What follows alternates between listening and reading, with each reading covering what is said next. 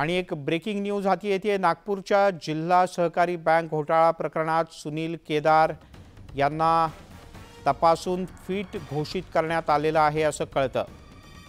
केदार यांना रुग्णालयातून डिस्चार्ज मिळणार आहे आणि डिस्चार्जच्या नंतर त्यांची रवानगी तुरुंगात होण्याची शक्यता आहे। उदय तिमांडे आपले प्रतिनिधी आपल्यासोबत आहेत। उदय, काय अधिक माहिती आहे?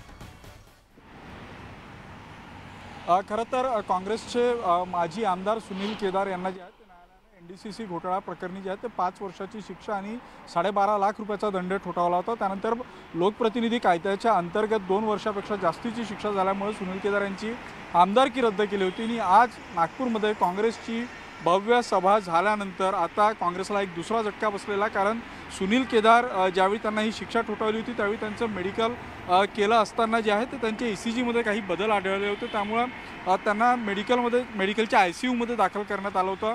आज जी सुनावणी झाली त्या सुनावणीमध्ये सुनील केदार यांना जामीन मिळाला नाही। शनिवारी जे आहे ते त्यांच्या जामिनावर जे आहे ती सुनावणी होणार आहे। मेडिकलनं देखील सुनील केदार यांचे सगळे रिपोर्ट जे आहेत ते निगेटिव्ह असल्याचं सांगितलेलं आहे, त्यामुळे आता सुनील केदार यांच्या कारागृहात रवानगीचा मार्ग जो आहे तो मोकळा झालेला आहे। सुनील केदार यांच्या डिस्चार्जची प्रक्रिया मेडिकलमध्ये सुरू आहे आणि थोड्याच वेळात सुनील केदार यांना नागपूरच्या या सेंट्रल जेलमध्ये आणण्यात येणार आहे। सुनील केदारला या सेंट्रल जेलमध्ये आणण्यात येईल, त्यामुळे जे आहे ते आपण पाहतोय की तुरुंगाच्या बाहेर जो आहे तो बंदोबस्त वाढविण्यात आलेला आहे। स्थानिक जे पोलीस स्टेशन आहे धंतोली तिथले पिया आणि इतर कर्मचारी देखील या ठिकाणी आता दाखल व्हायला सुरुवात झालेली आहे। डिस्चार्जची सगळी प्रक्रिया पार पडल्यानंतर सुनील केदार यांचा पुढचा मुक्काम जो आहे तो या नागपूरच्या मध्यवर्ती कारागृहात असेल। शनिवारी कोर्टाने जर सुनील केदार यांना जामीन दिला तर बहुतेक त्यांना कारागृहातून त्यांची मुक्तता होऊ शकेल, नाहीतर सुनील केदार यांचं नवीन वर्ष देखील नागपूरच्या याच कारागृहात साजरं होण्याची शक्यता देखील नाकारता येत नाही। सध्या डिस्चार्जची सगळी प्रक्रिया मेडिकलमध्ये पार पाडली जात आहे आणि त्यानंतर